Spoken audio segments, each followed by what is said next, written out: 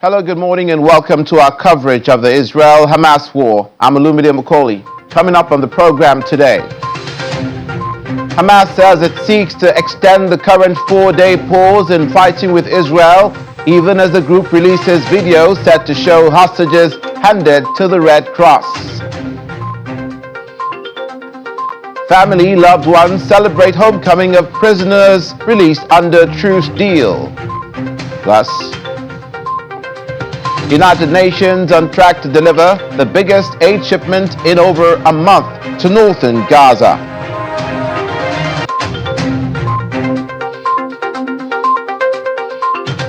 Thank you so much for joining us. We begin with news coming out from the Islamic resistance movement and from Hamas, which says it is seeking to extend the current 4-day pause in fighting with Israel and increase the number of hostages released.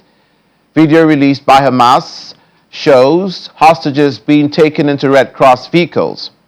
Hamas freed 17 hostages held in Gaza, including on Sunday, while Israel was also seen releasing prisoners on the third day of the truce. The International Committee of the Red Cross says it has successfully transferred 17 hostages from Gaza. Hamas said it had handed over 13 Israelis and 3 Thais and 1 with Russian citizenship.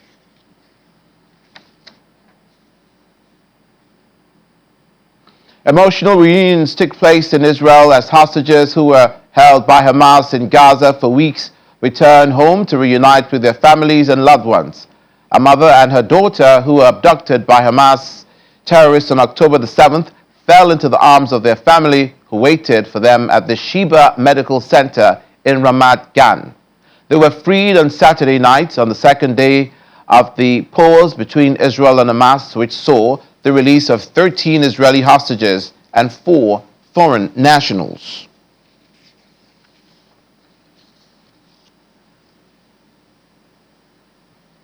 Meanwhile, a Palestinian family near the occupied West Bank city of Hebron received their son after he was released from an Israeli prison on the third day of the 4-day pause between Israel and Palestinian terrorist group Hamas. Crowds gathered outside the home of the released Palestinian prisoner Khalil Zamare to celebrate his release. The ongoing 4-day truce is the first halt in fighting in the 7 weeks since Hamas killed 1,200 people and took about 240 hostages back into Gaza. According to the Palestinian news agency Wafa, Israel freed 39 Palestinians, 6 women and 33 teenagers from 2 prisons. Thailand Prime Minister Srettha Thavisin has said that the latest 3 Thai hostages released from Gaza after being held by Hamas were in good health. The Prime Minister made this known on the social media platform X. He says he's happy, adding that 3 were healthy and not in need of urgent medical attention. So far, 17 Thai hostages have been released after being kidnapped during Hamas raids into Israel in early October and will be brought back to Thailand as soon as possible. The Ministry of Foreign Affairs said in a statement, which partly reads, "For the remaining 15 Thai hostages, the Royal Thai government continues to exert all efforts towards their safe release at the earliest opportunity." Residents evacuated from Kfar Aza kibbutz stayed glued to the television as they waited for hostages to be released from Gaza on Sunday.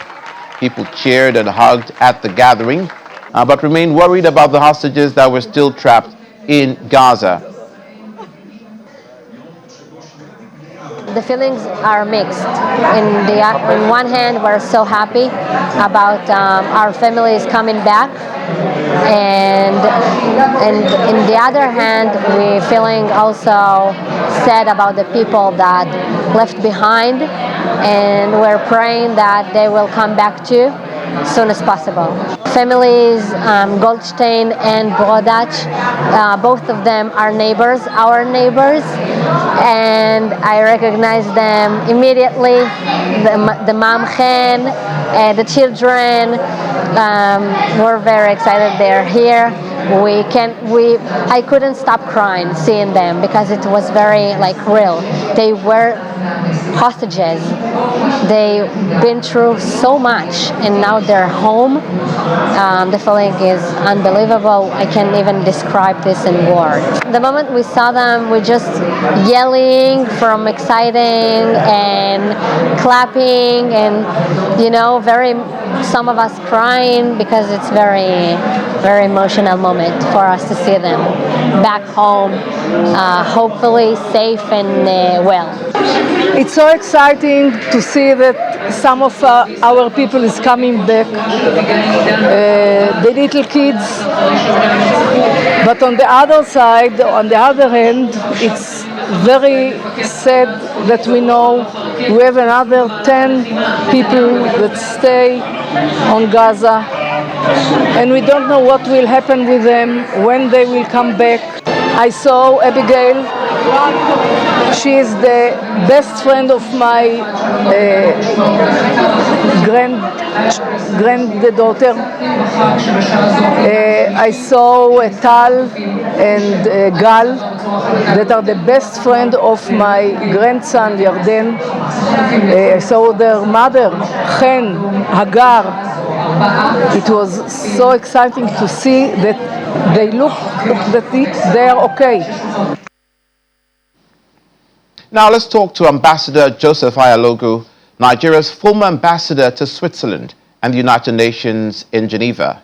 He joins us virtually from London in the UK. Good morning, Ambassador. Thank you for being with us. Good morning.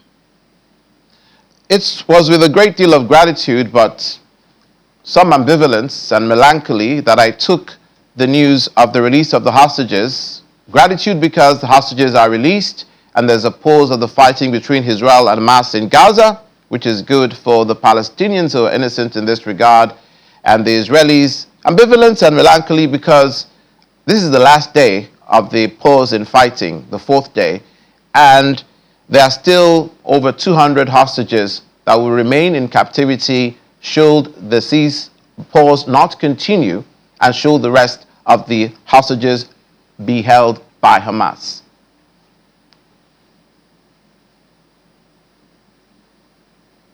What are your thoughts? Hello? Please go on. Yes. Well, there is mixed feelings. We've now got to the stage where we're negotiating on a very thin with very thin options. There are so many hostages on both sides, yes, but still about 200 on the Israeli side, but on the Palestinian side that runs into thousands. And again, the ceasefire is very short-lived. We know it's quite good anyway that there is some progress being made. Hitherto, we didn't think it was possible. We thought that the carnage will continue, but well, it's we can take it as it has come with a pinch of salt. We hope for really more lasting arrangements, both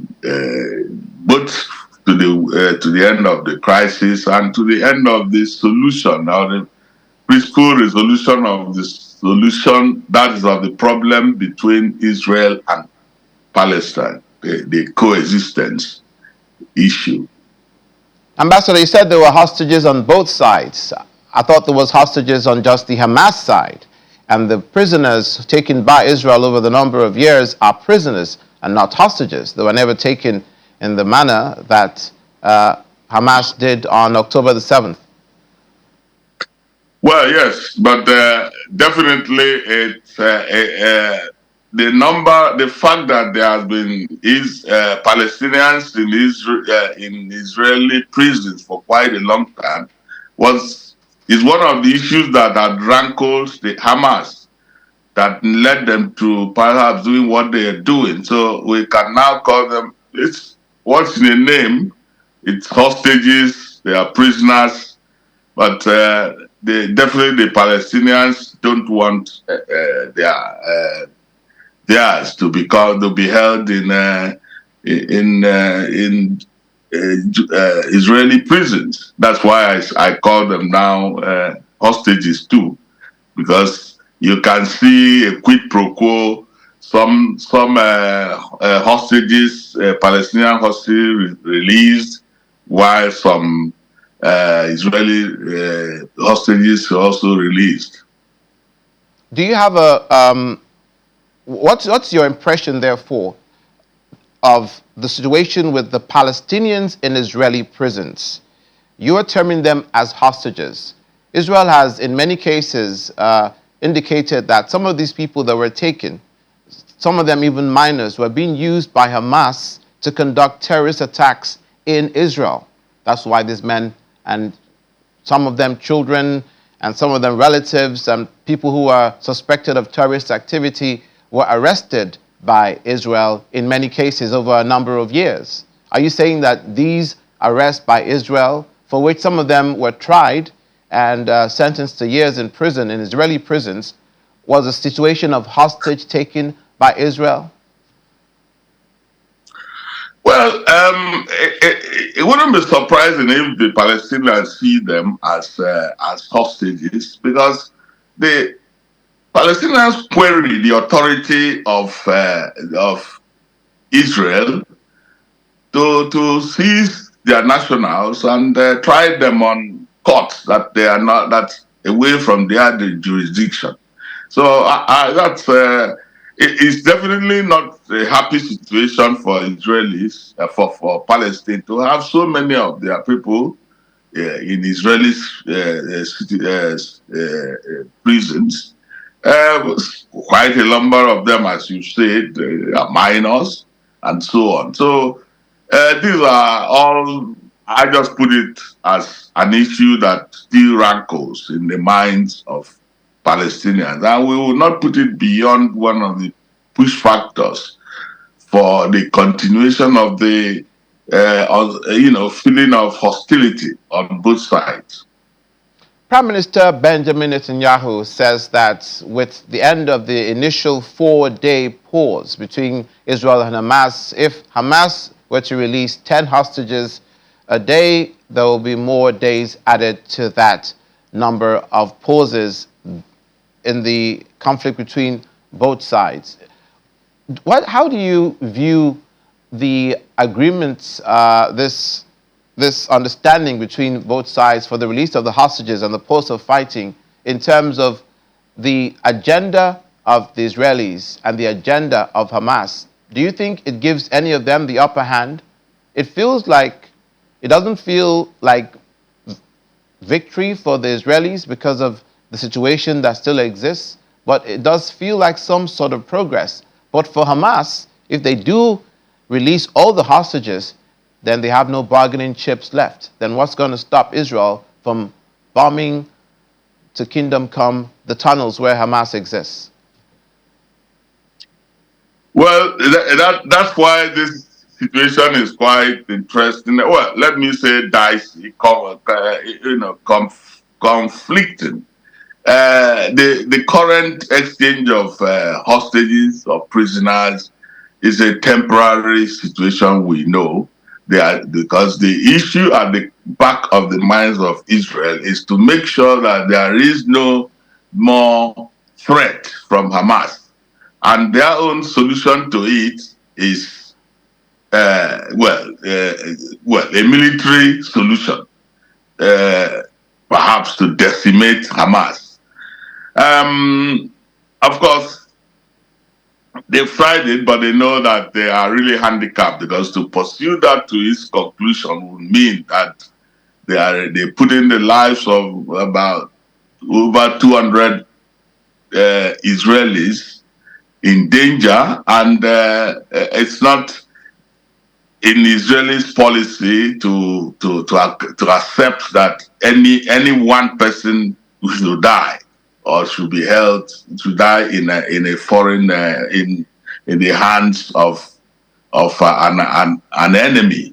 So, obviously, it's not the best situation for them. They are not. They won't say they are winning. They don't think they like the idea that they have to do a quid pro quo at this moment. But that's what they've got. On the part of Hamas, well, they are keeping the Israeli, the hostages as bargaining chip. But of course, it will end at the time because not to release all the prisoners will still be a source of rancor with Israel, and they have not given up their policy that they must put an end to a situation where Hamas threatens their security. So it's a catch-22. It's not really easy to resolve even with the exchange of hostages or prisoners that's going on. For the rest of the world, it's a lull, even if it's a very temporary lull for now. So that is it.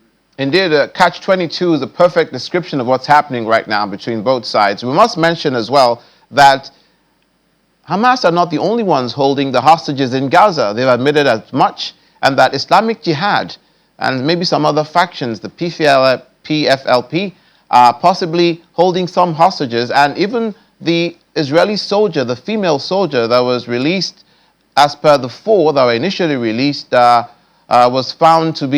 was denied by Hamas to be in their captivity. They say that she was in the captivity of some other militants and terrorist factions in Gaza. So it's quite dicey to find that Hamas are not the only ones holding these hostages, but the international community is asking of Hamas to find the other hostages, not in their hands, and have them released as well. And that as much has been said by Qatar. Well, that underscores the confusion of the current situation. There are so many aggressors around. Even Hezbollah. Are we sure that there are no hostages in their hands yet? And so on. So it's a situation that we should be painstakingly untangled. That's why a lot more time and the disposition for ceasefire is needed. This short-time arrangement may not serve the purpose. Indeed, the country of Qatar have said to Hamas that it's necessary for more hostages to be released for the ceasefire to continue, although Israel is careful to say that it is not a ceasefire. They went as far as saying it's just a pause, and these military operations will continue immediately after the exchange of hostages and prisoners. But for Qatar, Ambassador, further down the road, the role of that country and Egypt seems to be very pervasive at this time, with and influential in the release of these hostages and negotiations between Israel and Hamas. What's your view of how Qatar has been involved in this? And do you think they can do more to help extend and establish a peace in the Middle East after this initial conflict has expired? Well, definitely, the two countries would want to really have peace. They have they have made progress in their arrangements, in their relationship with Israel, and they would want that to continue. They know the might of Israel. They do not want to be on the wrong side of Israel. This is why really they are a little bit they are a little bit irritated with the current situation, especially where they don't have a total control of Hamas. They might just be helping in the negotiations, but they cannot easily say Hamas release all the hostages, which is most likely what they would have wanted to see happen, because that would really help negotiations with Israel. Israel has said, well, it's not even a ceasefire, but then what's in a name? whether it's a ceasefire or a stoppage of attacks. The point is that it is there, but we know it is short-lived. It has continued saying that it is short-lived because its ultimate target is to ensure that Hamas' potential threat to its security should come to an end.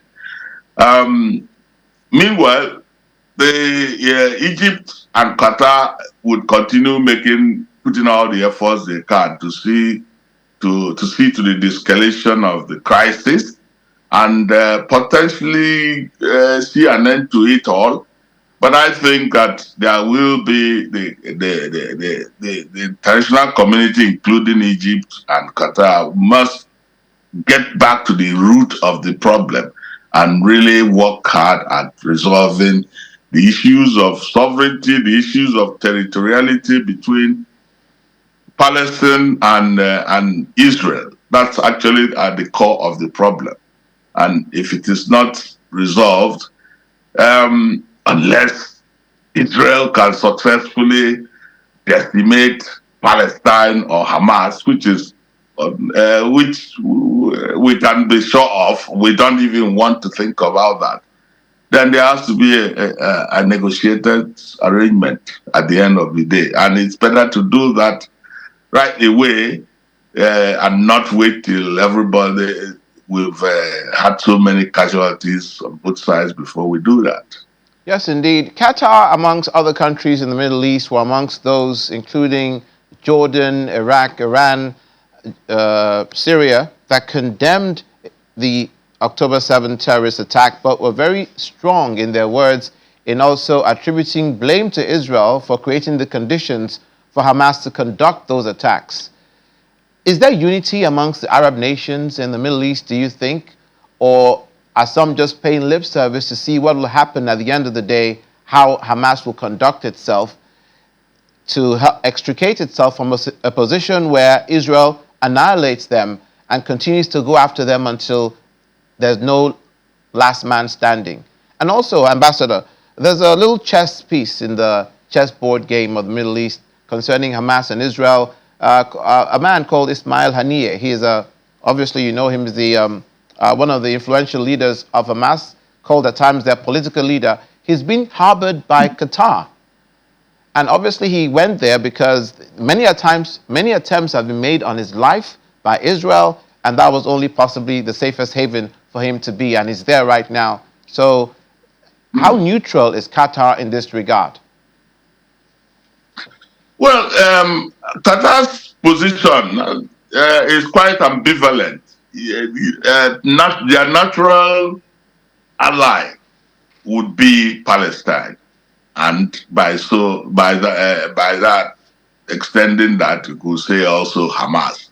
But they know that that's not the best solution, especially as they want peace in the region, as they want to steady their relations with Israel. So it's ambivalent. I wouldn't want to be in their place because on one hand, they want their peace. We can see that Qatar is at doing quite well to relate with most of the other Western countries, and they don't want anything to spoil to undermine it. And now this matter has come up.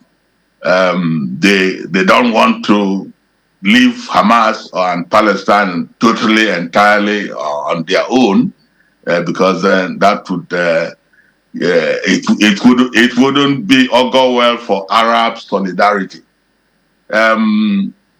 So essentially, they have an ambivalent role to play, and we just watch to see how they get on with it. Ambassador, now let's draw on your extensive experience as Nigeria's full ambassador to Switzerland and the United Nations in Geneva. The United Nations have been criticized strongly by Israel, and for those who think that they have not been as fair to Israel as possibly they could have been, the role of the United Nations Secretary General and the role of the UN General Assembly, the UN Security Council, and the way things stand at the moment, the role that Iran is playing in the United Nations, the role that China is playing in the United Nations, which both countries have been accused of human rights violations, are in positions of influence right now. What, at this point, how do you assess the influence of the United Nations in the Israel-Hamas war? Well, like we always said on this program, the UN is seriously handicapped. You can see that everybody brings his national interest to play out when these matters come to a head, come to become tensions. You can see that Israel feels that the UN hasn't done enough and was packing a punch against the Secretary General. But then, would Israel let the UN actually take a decision on this matter and stick with it? Usually it wouldn't. The same thing with when we were discussing Russia and so on.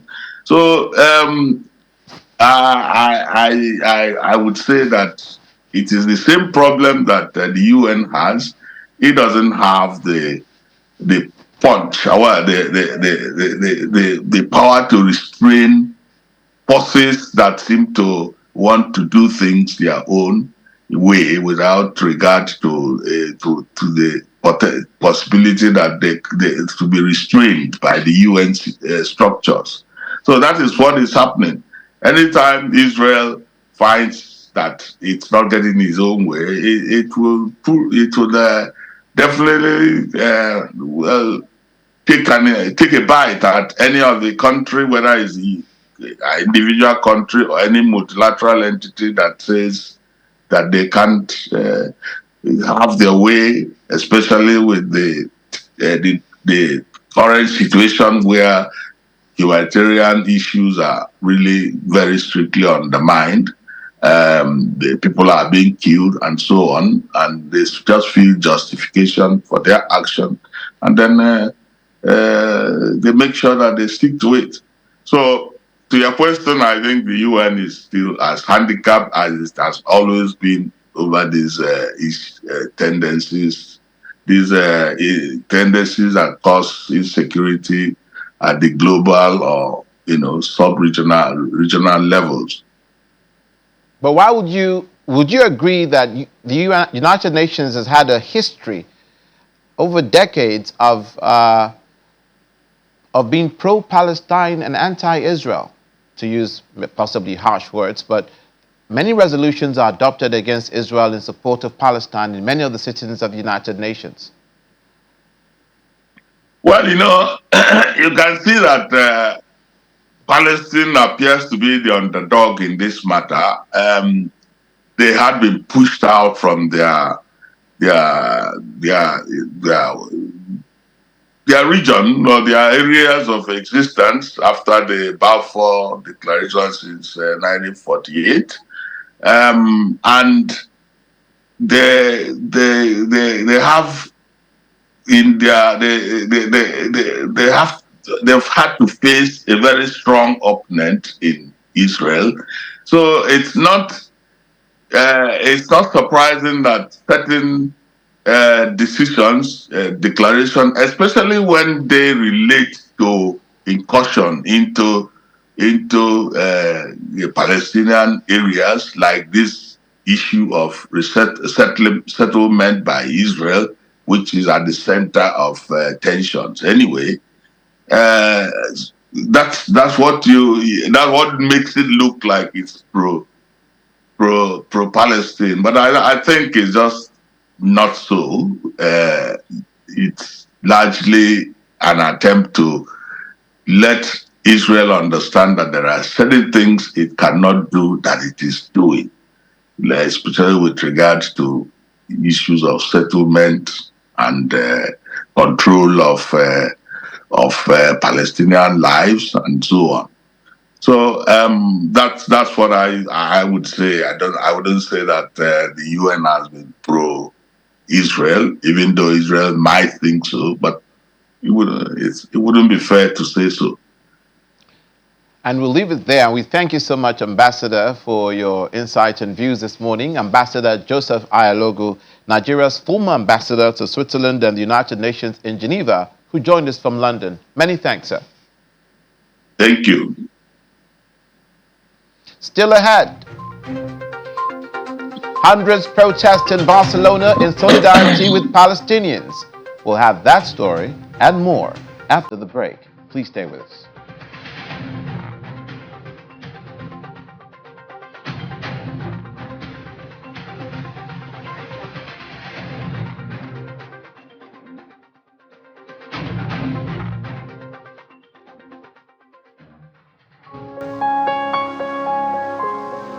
Religion acknowledges.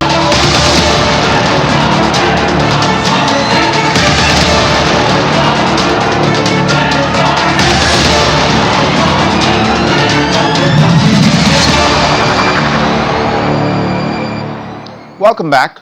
Israel's Schneider Children's Hospital says 9 children and 2 mothers who were released on Sunday from captivity in Gaza were in stable condition and were undergoing medical and emotional evaluation by dedicated teams. Health officials say they hope that the remaining hostages will come back home soon as possible. By the medical and psychosocial team, the physical condition of the children and the mothers that came to us is now stable.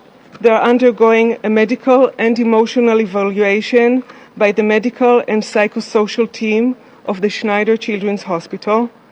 They are in a private and dedicated complex, and we ask you to respect their privacy. This event is a national mission, and we are feeling proud and privileged to take care of the returning families, children, and their mothers. Our hearts are with the hostages who remain at the Gaza Strip and their families that are here. We sincerely hope that very soon they will come back home, they will be free again, and live a healthy life as soon as possible. To date, 59 patients have come to the hospital, of which 9 have been discharged and have begun, as planned, a process in which they will be accompanied by officials from multiple bodies, including the health funds and welfare agencies. This is a part of a comprehensive plan that was designed for this purpose.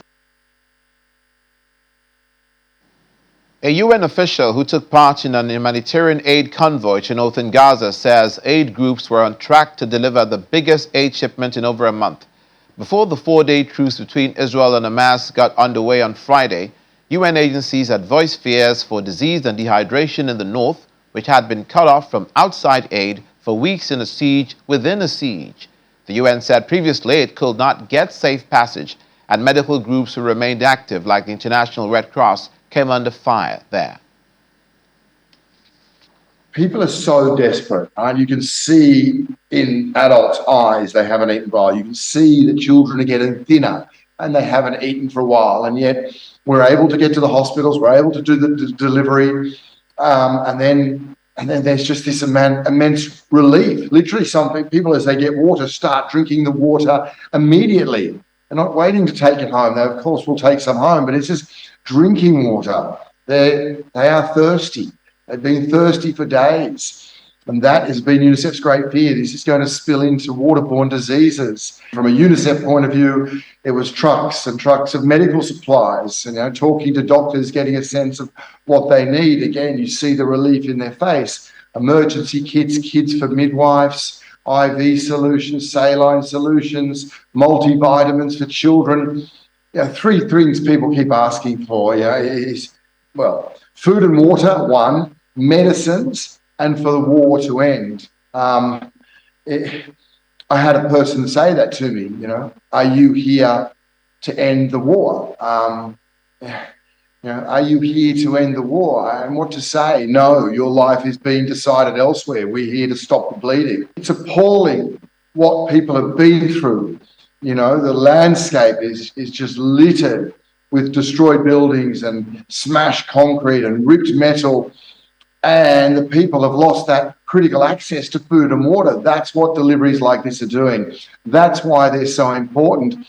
But it seems callous and cold to think that we may be getting to the end of those deliveries and hostilities will continue. This war on children will continue. We've been saying time and again, the destruction of Gaza, the mass killing of children is not going to bring peace and security to the region. Peace and security for Palestinian children, for Israeli children, is going to be built around us looking after children, around us focusing on their well-being, on their health. So these aid deliveries seek to do that. But these aid deliveries are going to be very quickly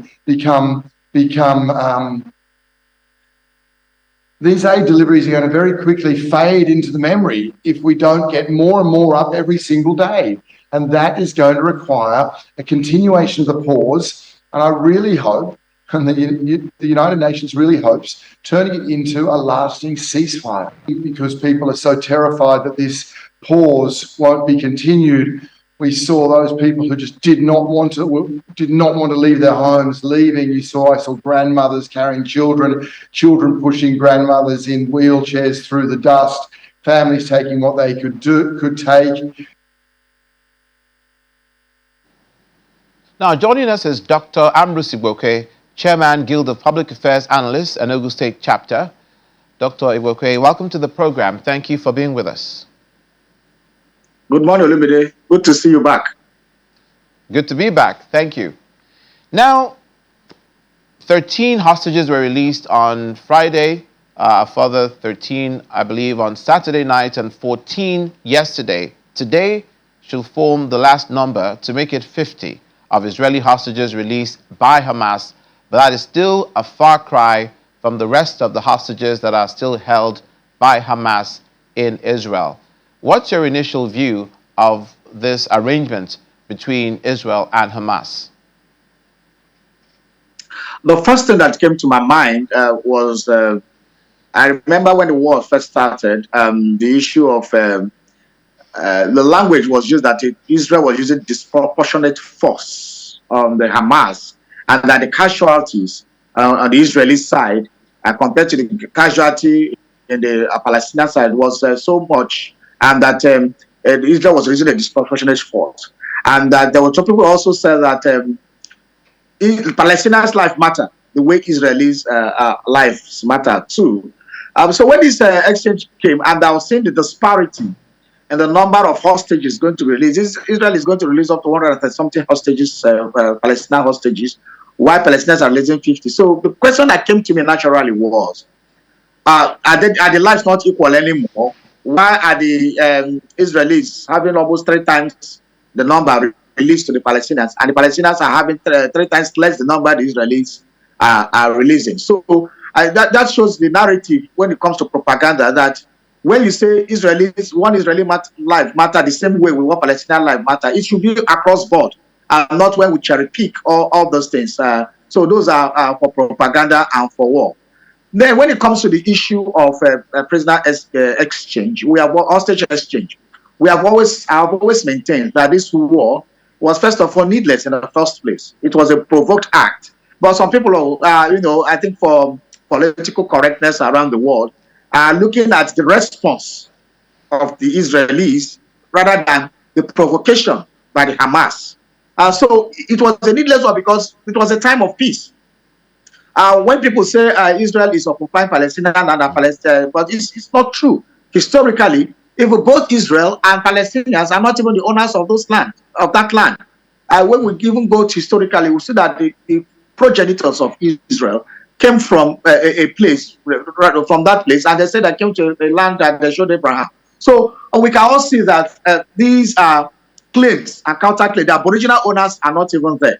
So the people should be allowed to stay side by side. But Hamas is saying no to that. And in the peacetime, he invaded the country. So whatever response you get when you provoke a nation like Israel or any serious nation, people cannot be using it as a way of counter propaganda, staging protests all over the world. Lives matter anywhere. Lives of Israelis matter. Lives of Palestinians matter. And this is a welcome development because it has been more than almost 9 weeks of relentless war. I mean, it has been a barrage of war, and civilians have been killed more than even the military. And so this is a war of civilian casualty, and energy has been deprived. There was no food.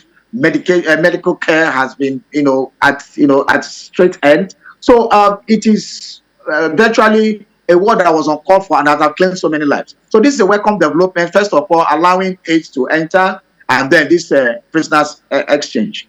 And this brings me also to the fact that some nations will always brag that you don't negotiate with terrorists, you don't negotiate with that, you don't do that. When it comes to human lives, all efforts should be made to ensure that human lives can be saved first before any other thing. So we first of all keep aside diplomatic statements, we'll keep about policies and ensure that human lives matter first. And that this is what Israel and the Hamas have demonstrated in these actions they have taken in the last 4 days. We saw many results of this prisoner hostage exchange. We saw on the Palestinian side a woman who said she felt humiliated, not her words exactly, but something to that effect, while she was in Israeli custody.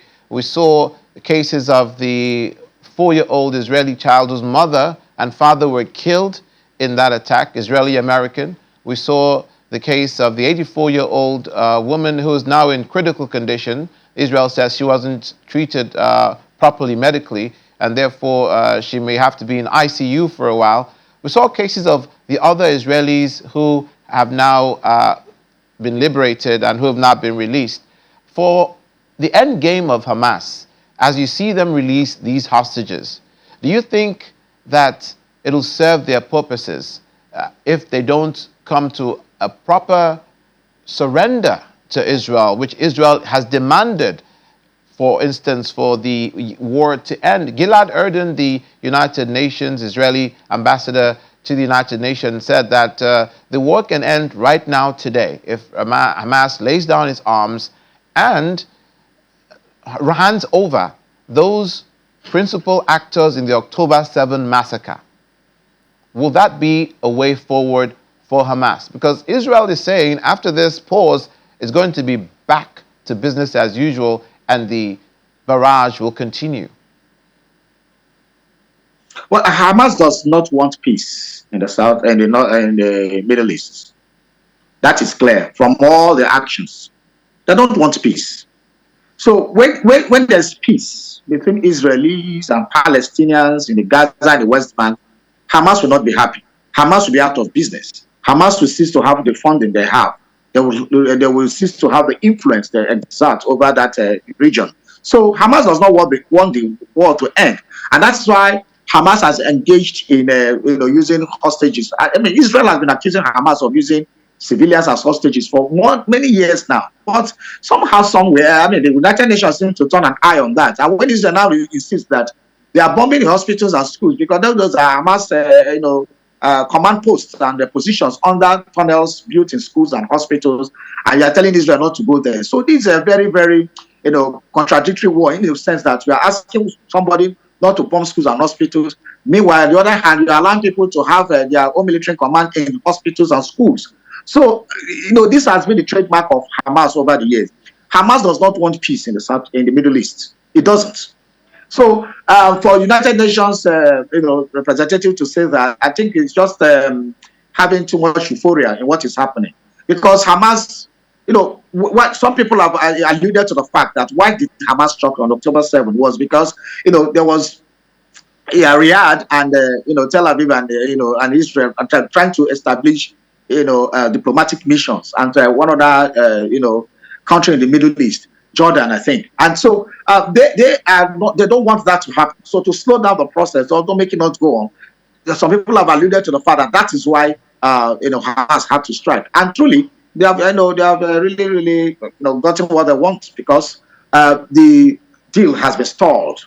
So Hamas in itself has been a problem. So unless it is really routed out the way Israel wants it to be, banding peace deals before Hamas will not work. Because Hamas has said repeatedly, and they still maintain, that Israel cannot be domiciled in that land, and it is their land. Historically, it is not true. It was through the conquer of Israel 1,300 years ago that they also came there. So they also came there as people who conquered a particular set of people. The people that conquered came to 1,300 years ago to reclaim their land. And in all this, the Aboriginal owners are not and have been wiped out from history. So it is either they allow Israel be so that they can live side by side, or Hamas is completely wiped out. Because if Hamas is not wiped out, then they will continue this. And unless they don't want peace. And so anybody dangling the carrot of peace before Hamas is just wasting his or her time. They don't want peace. Do you think, therefore, Dr. Igboke, that the argument of the historical background of the Palestinians in that land is not the way to go, because the Jews are a people of great antiquity, as you've mentioned, reminded us 4,000-year-old history as a nation and a people that was prior to even the Arabs that live in Palestine and who make up the Palestinians as we speak. So if you're going to go as far back as the antiquities of Mesopotamia and Abraham leaving there to go to the land of the Canaanites, their departure to Egypt, their departure from Egypt back into Canaan, and they're taking the land by conquest, then where do the current Palestinians stand? When you go to the anthropological and sociological history of man, you will find out that lands are grabbed by two ways, by majorly two ways. One, aboriginal presence, that is where you just find yourself. And in three major ways: aboriginal presence, two, migration, and then the third one is conquest. So it is part of man that these are three measures where you acquire and annex lands. And that has been on until today. It's still on. It's not that we have a nice way of doing it nowadays. Just like what Russia is doing in Ukraine, or what America did in Guantanamo Bay, or what Britain did in Gibraltar. So these are established methods of conquering land. But now, what is happening in Palestine, in that strait, in that Middle East, is very peculiar, because just like you have traced the history, the rise of the Ottoman Empire so many years ago actually leveraged on this conquest of the Ottoman Empire, and moved the conquest. I mean, the conquest moved throughout the Middle East, even to North Africa, the Morocco we have today, the Egypt. History has proven that most of the pharaohs of the first pharaohs of Egypt were blacks. So the whole of North Africa that we now see as Arabs is the conquest of that Ottoman Empire, drive that almost conquered the whole of Middle East and North Africa. So by conquest, the Palestinians are there, and that conquest happened like 103 years ago. Just as you have said, for almost 4,000 years, the Jews were already there. They also conquered the people that they met there. Even the historians will tell, even the biblical accounts of how they went into some lands and conquered them. Those are historical things we can find out in history. And then the conquering and the writing up of Jerusalem, destroying of the temple that happened like 1,300. These are history that are documented. So the game of Palestine is that people were there, the Jews. They were conquered 1,300 years ago, and the conquerors occupied the land. Then 1,300 years ago later, after the First World War, and then which now materialized in 1948, the original owners came back and said, "Want to collect our land," but the conqueror has been there for 1,300 years. So the only solution, someone who has lived in the land for 1,300 years can take ownership of the land.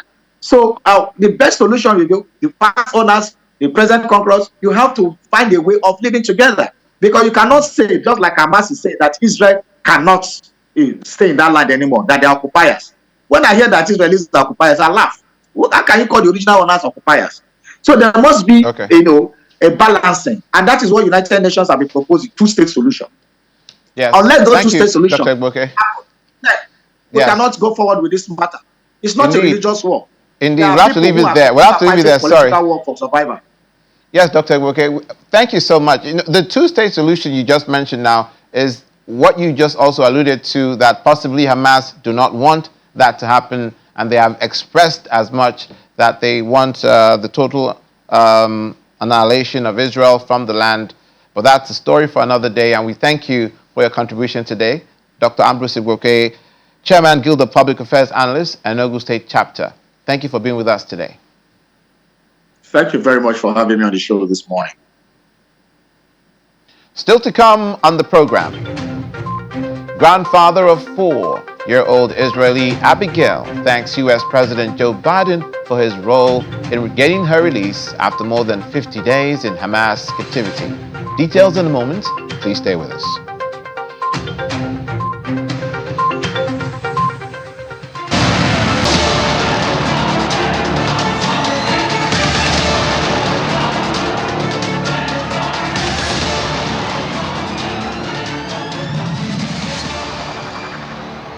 Welcome to the final stretch of today's coverage of Israel-Hamas war.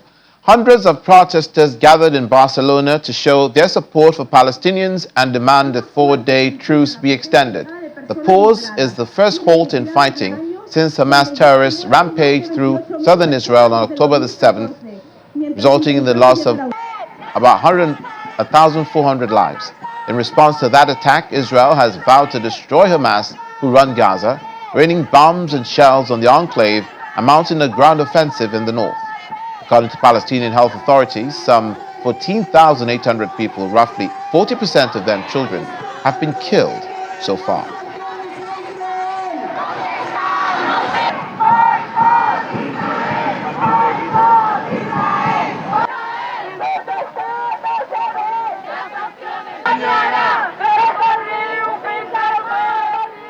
That was in Spain, and finally on the program, Abigail Edan's grandfather, thrilled at the return to Israel of his 4-year-old American-Israeli granddaughter, thanked U.S. President Joe Biden for his role in getting her release after more than 50 days in Hamas captivity. Speaking in Hebrew, Carmel Edan, the grandfather of Abigail, says, "I am very thankful to President Biden. We love him for all the help he extends to us and also to all Americans. Thank you very much. We love you. Continue to support us." Speaking about the latest group of hostages that was released, Mr.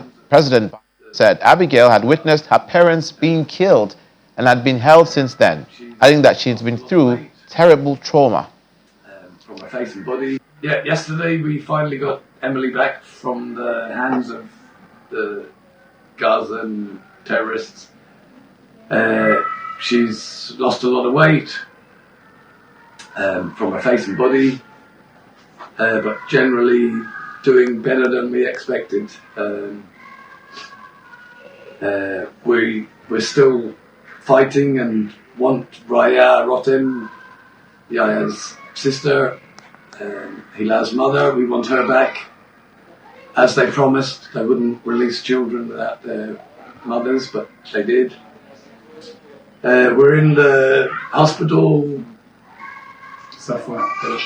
Safra, Tel HaShomer, taking care of Emily. We'd like to thank everyone that has helped and supported us throughout this whole 50 days. You've been great. We can't do it without you. That 4-day pause ends today. It's hoped that it'll continue as per further agreements between Israel and Hamas. And that's where we leave it for this morning's coverage of Israel-Hamas war. I'm Olumide Macaulay. Stay with Channels Television for all of the news, all of the time. See you again.